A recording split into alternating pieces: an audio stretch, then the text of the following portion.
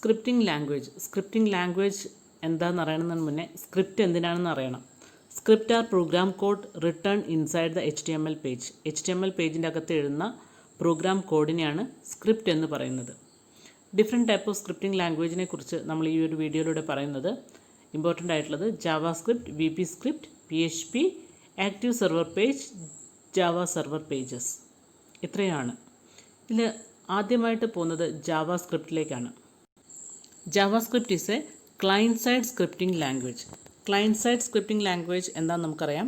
Script is executed in the client browser. അപ്പോൾ JavaScript is a client side scripting language. JavaScript was developed by Brendan Eich ആണ്. അദ്ദേഹത്തിൻ്റെ ചിത്രമാണ് നമ്മളിവിടെ വീഡിയോയിൽ കാണുന്നത്. JavaScript code is written as an external file. It is common to use the extension .js.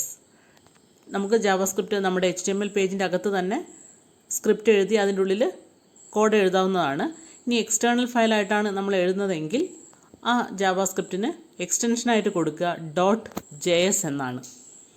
JavaScript mainly ഉപയോഗിക്കാറ് നമ്മൾ സാധാരണയായിട്ട് നമ്മുടെ പ്രോഗ്രാം HTML പേജസിലൊക്കെ കൂടുതലായിട്ട് ഉപയോഗിക്കാറത് വാലിഡേഷന് വേണ്ടിയിട്ടാണ്. അതായത് ഫോമിൻ്റെ വാലിഡേഷൻസിന് വേണ്ടിയിട്ട്. അതായത് നമ്മൾ നെയിം കൊടുക്കേണ്ടടുത്ത് നമ്പർ കൊടുത്തു പോവുക, അല്ലെങ്കിൽ എൻ്റർ ചെയ്യാതെ കോളം ഒഴിച്ചിട്ടിട്ട് നമ്മൾ താഴത്തെ കോളത്തിലേക്ക് പോവുക, അങ്ങനെ ഫോം വാലിഡേഷൻസിലൊക്കെയാണ് നമ്മൾ സാധാരണയായിട്ട് ജാവാസ്ക്രിപ്റ്റ് യൂസ് ചെയ്യാറ്. It can be also used for performing simple calculations. ചെറുതായിട്ടുള്ള കാൽക്കുലേഷൻസും ജാവാസ്ക്രിപ്റ്റ് ഉപയോഗിച്ച് നമ്മൾ ചെയ്തു പോകുന്നുണ്ട്. നമുക്കത് പഠിക്കാനുണ്ട്. ജാവാസ്ക്രിപ്റ്റ് കോഡിങ്ങിൽ നമുക്കത് ചെറിയ ചെറിയ കാൽക്കുലേഷൻസ് ഒക്കെ നമ്മൾ പഠിച്ചു പോകുന്നുണ്ട്. Also bringing animation to a web page. ചെറിയ രീതിയിലുള്ള ഒരു ആനിമേഷൻ എഫക്റ്റ് കൊടുക്കാനും ജാവാസ്ക്രിപ്റ്റിനെ കൊണ്ട് സാധിക്കുന്നുണ്ട്. അപ്പോൾ ഇത്രയുമാണ് ജാവാസ്ക്രിപ്റ്റിനെ കുറിച്ച് അറിഞ്ഞിരിക്കേണ്ടത്. ക്ലയൻറ്റ് സൈഡ് സ്ക്രിപ്റ്റിംഗ് ലാംഗ്വേജ് ആണ്. ഇതിൻ്റെ എക്സ്റ്റൻഷൻ .js ആണ്. ഫോം വാലിഡേഷൻസിനും സിമ്പിൾ കാൽക്കുലേഷൻസിനും വേണ്ടിയിട്ടാണ് നമ്മൾ ജാവാസ്ക്രിപ്റ്റ് മെയിൻലി യൂസ് ചെയ്യുന്നത്. അജാക്സ്. സാധാരണ ജാവാസ്ക്രിപ്റ്റ് പഠിക്കുമ്പോൾ അതിൻ്റെ കൂടെ പഠിച്ചു പോകുന്നൊരു കാര്യമാണ് അജാക്സ് എന്ന് പറയുന്നത്. അജാക്സിൻ്റെ ഫുൾ ഫോം എന്ന് പറയുന്നത് asynchronous JavaScript extensible markup language. ഇതിൽ XML സാധാരണയായിട്ട് യൂസ് ചെയ്യുന്നത് to create a new tag create ചെയ്യാൻ വേണ്ടിയിട്ടാണ് XML യൂസ് ചെയ്യുന്നത്. ഈ അജാക്സ് ഒരു വെബ് പേജിൽ യൂസ് ചെയ്യുന്നതിൻ്റെ ഒരു അഡ്വാൻറ്റേജസ് എന്ന് പറയുന്നത് Ajax is possible to update part of a web page without reloading the entire web page. അപ്പോൾ ഒരു വെബ് പേജിൻ്റെ ചെറിയൊരു പാർട്ട് മാത്രം നമുക്ക് സബ്മിറ്റ് ചെയ്യേണ്ടയോ അല്ലെങ്കിൽ അപ്ഡേറ്റ് ചെയ്യേണ്ടയോ ഒരാവശ്യം വരികയാണെങ്കിൽ ആ ഒരു സമയത്ത് ആ ഒരു എൻറ്റയർ പേജിനെ റീലോഡ് ചെയ്യേണ്ട ആവശ്യമില്ല. അതായത് ഇപ്പോൾ ഒരു എക്സാമ്പിൾ, ഒരു വെബ് പേജിൻ്റെ അകത്ത് ഒരു ചെറിയൊരു ഫോം ഉണ്ടെന്ന് വിചാരിക്കുക. ആ ഒരു ഫോം നമ്മൾ സബ്മിറ്റ് ചെയ്യുന്ന സമയത്ത് എൻറ്റയർ പേജാണ് സാധാരണ റീലോഡ് ചെയ്ത് വരിക. പക്ഷേ അജാക്സ് ആണ് യൂസ് ചെയ്തിട്ടുള്ളതെങ്കിൽ ആ ഒരു എൻറ്റയർ പേജ് റീലോഡ് ചെയ്യേണ്ട ആവശ്യമില്ല. Ajax improve the interactivity of a browser. അതായത് ഇത് തന്നെയാണ് അതിൻ്റെ ഇൻറ്ററാക്ടിവിറ്റി കൂടാനുള്ള ഒരു റീസൺ എന്ന് പറയുന്നത്. ഒരു എൻറ്റയർ വെബ് പേജ് റീലോഡായിട്ട് വരേണ്ട ആവശ്യമില്ല. പകരം ആ ഒരു പാർട്ടിൽ മാത്രം എന്താണോ ചേഞ്ചസ് വരേണ്ടത് അവിടെ വന്നോളും. അതൊരു എൻറ്റയർ തന്നെ റീലോഡ് ചെയ്യാതെ തന്നെ അവിടെ ആ മാറ്റങ്ങൾ വരുന്നതാണ്. ഇതാണ് അജാക്സിൻ്റെ പ്രത്യേകത. അടുത്തതായിട്ട് VB സ്ക്രിപ്റ്റ്. VB സ്ക്രിപ്റ്റിൻ്റെ പ്രത്യേകത ഇത് ഒരേ ടൈം ക്ലയൻറ്റ് സൈഡ് സ്ക്രിപ്റ്റിംഗ് ലാംഗ്വേജുമാണ് സെർവർ സൈഡ് സ്ക്രിപ്റ്റിംഗ് ലാംഗ്വേജുമാണ് എന്നുള്ളതാണ്. ഇതിൽ VB സ്ക്രിപ്റ്റ് സാധാരണയായിട്ട് സെർവർ സൈഡ് സ്ക്രിപ്റ്റിംഗ് ആയിട്ടാണ് കൂടുതലായിട്ട് നമ്മൾ ഉപയോഗിക്കുന്നത് എന്നും ഉള്ളൂ. പക്ഷേ ഇത് ക്ലയൻറ്റ് സൈഡ് സ്ക്രിപ്റ്റിംഗ് ലാംഗ്വേജ് കൂടിയാണ്. PHP നമുക്ക് പഠിക്കാനുള്ള ഒരു ലാംഗ്വേജാണ് PHP. PHPയുടെ ഫുൾ ഫോം ആദ്യം പറയാം. PHP is A PHP hypertext pre processor എന്നാണ്. PHP ഹൈപ്പർടെക്സ്റ്റ് പ്രീ പ്രോസസ്സർ എന്നാണ് PHPയുടെ മുഴുവനായിട്ടുള്ള രൂപം. ഇനി PHP is A open source general purpose scripting language. ഈ ഓപ്പൺ സോഴ്സ് എന്താ എന്ന് പറഞ്ഞു കഴിഞ്ഞാൽ നമുക്ക് ഫ്രീ ആയിട്ട് നമുക്ക് കിട്ടുന്ന കുറേ കോഡുകളുണ്ട്. അതായത് നമ്മുടെ ചില വെബ്സൈറ്റുകളൊക്കെ അതേ രൂപത്തിൽ തന്നെ സ്ട്രക്ചറോട് കൂടി നമുക്ക് ഡൗൺലോഡ് ചെയ്യാൻ കിട്ടും. ഇങ്ങനെ നമുക്ക് ഓപ്പൺ സോഴ്സ് ആയിട്ട് കിട്ടുന്ന മിക്കവാറും സൈറ്റുകളുടെ കോഡിംഗ് എന്ന് പറയുന്നത് PHP യൂസ് ചെയ്തിട്ടുള്ളതായിരിക്കും. ഇത് സെർവർ സൈഡ് സ്ക്രിപ്റ്റിംഗ് ലാംഗ്വേജ് ആണ്. PHP ഡാറ്റാബേസുമായിട്ട് കണക്ട് ചെയ്തിട്ട് ചെയ്യേണ്ട എല്ലാ കാര്യങ്ങളും ചെയ്യാൻ പറ്റുന്ന ഒരു കൊറി ലാംഗ്വേജ് ഉപയോഗിച്ച് ചെയ്യാൻ പറ്റുന്ന എല്ലാ കാര്യങ്ങളും നമുക്ക് PHP ഉപയോഗിച്ച് ചെയ്യാൻ പറ്റുന്നതാണ്. PHP ഡെവലപ്പ് ചെയ്ത ക്രിയേറ്റഡ് ബൈ റാസ്മസ് ലെർഡോഫ് എന്ന് പറഞ്ഞ ആളാണ് PHP ഡെവലപ്പ് ചെയ്തിട്ടുള്ളത്. വെബ് പേജ് ഫയൽസിൻ്റെ എക്സ്റ്റൻഷൻ എന്ന് പറയുന്നത് .php ആയിരിക്കും. PHP ഫയലിൻ്റെ എക്സ്റ്റൻഷൻ എന്ന് പറയുന്നത് .php ആണ്. Interpreted available for all operating system. ഇത് വിൻഡോസ് എന്നോ ലിനക്സ് എന്നോ ഇല്ല, രണ്ടിലും PHP വർക്ക് ചെയ്യുന്നതാണ്. ലിനക്സിൻ്റെ പ്ലാറ്റ്ഫോമിൽ സാധാരണയായിട്ട് PHP യൂസ് ചെയ്യാൻ വേണ്ടി നമ്മൾ ഉപയോഗിക്കുന്നതാണ് ലാംപ് എന്ന് പറയുന്നത്, LAMP.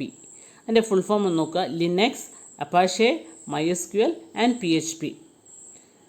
ലാംപിൻ്റെ കംപ്ലീറ്റ് ഇതാണ് രൂപമാണ് ഇവിടെ. LAMP uses Linux as the server operating system, Apache as the web server, MySQL as the database, PHP for server side scripting. അതിൻ്റെ ഒരു ചുരുക്ക രൂപത്തിലാണ് ലാംപ് എന്നുള്ളത്.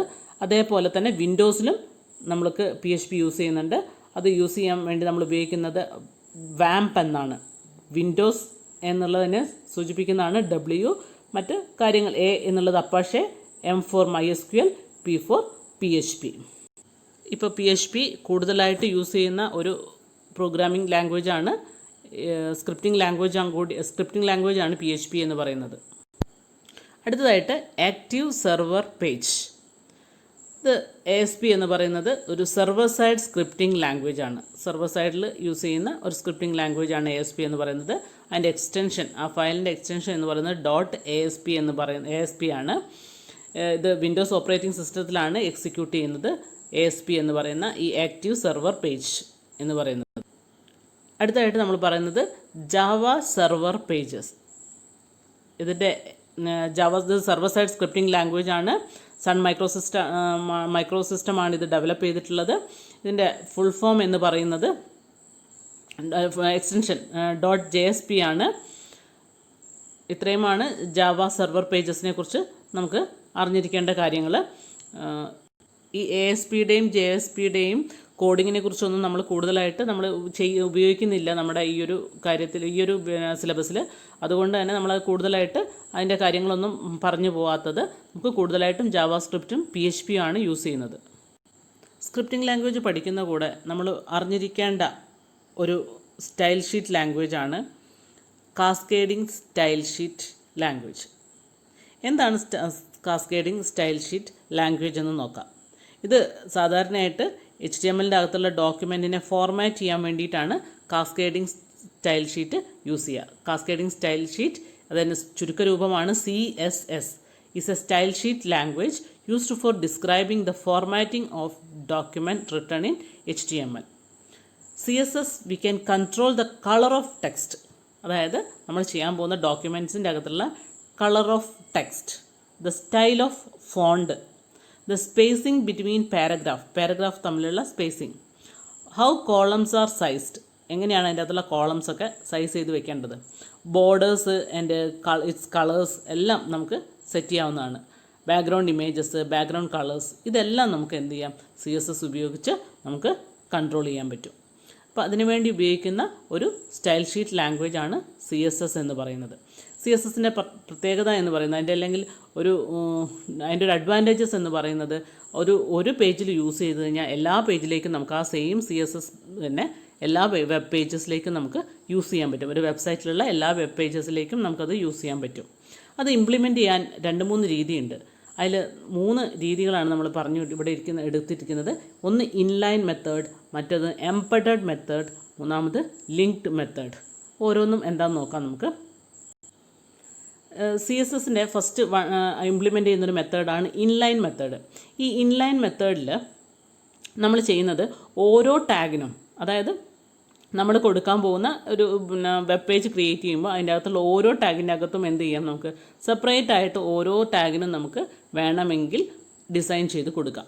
അങ്ങനെ ഒരു സ്റ്റൈൽ കൊടുക്കുന്നതിനെയാണ് നമ്മൾ ഇൻലൈൻ സ്റ്റൈൽ എന്ന് പറയുന്നത്. The CSS style is applied to each tag separately using style attributes in the body part of a web page. ഇതാണ് ഒരു മെത്തേഡ്. അതായത് നമുക്കൊരു വെബ് പേജിൻ്റെ അകത്ത് ഒരു പ്രത്യേക സ്ഥലത്ത് മാത്രം, ഒരു ഹെഡിങ്ങിന് മാത്രം ഒരു കളർ വേണം, അല്ലെ ആ ഒരു ബാക്ക്ഗ്രൗണ്ട് കളർ ആ ഒരു പേജിൽ വേണം. അങ്ങനെയെല്ലാം ഒരു ഇതിലേക്ക് മാത്രം, അല്ലെങ്കിൽ ഒരു പ്രത്യേക ടാഗിന് മാത്രം കൊടുത്ത് വേണമെന്നെങ്കിൽ നമുക്ക് ആ വെബ് പേജ് ബോഡി പാർട്ടിൻ്റെ അകത്ത് എഴുതുന്ന ആ വെബ് പേജിൻ്റെ അകത്ത് നമുക്ക് കൊടുക്കാൻ വേണ്ടിയാണ് നമ്മൾ ഇൻലൈൻ സ്റ്റൈൽ മെത്തേഡ് യൂസ് ചെയ്യുന്നത്. രണ്ടാമത് പറഞ്ഞിട്ടുള്ളത് എംബഡഡ് മെത്തേഡാണ്. ഈ ഒരു മെത്തേഡിൽ നമുക്ക് ആ ഒരു പേജിൽ മാത്രം അല്ലെങ്കിൽ ഒരു ഹെഡിങ്ങിൻ്റെ അകത്ത് മാത്രം ഒരു ഹെഡ് സെക്ഷനും ഉണ്ടായിരിക്കും, ഒരു ബോഡി പാർട്ടും ഉണ്ടായിരിക്കും. ആ ഹെഡിൻ്റെ അകത്ത് നമുക്ക് എന്ത് ചെയ്യാം, ആ ഒരു പേജിലേക്ക് വേണ്ട കോഡിങ്ങുകൾ നമുക്ക് സെറ്റ് ചെയ്ത് കൊടുക്കാം. അങ്ങനെ ഒരു പ്രത്യേകമായിട്ടുള്ള ഒരു സെറ്റിംഗ് ഒരു ഹെഡ് സെക്ഷൻ്റെ അകത്ത്, ഹെഡ് പാർട്ടിൻ്റെ അകത്ത് നമ്മൾ കൊടുക്കുന്നതിനെയാണ് നമ്മൾ എംബഡഡ് എന്ന് പറയുന്ന ഈ ഒരു മെത്തേഡ് യൂസ് ചെയ്യുന്നത്. മൂന്നാമത്തത് linked CSS. Linked CSS implementation is done using the external files with the file extension .css that containing only CSS code and is linked with the web page.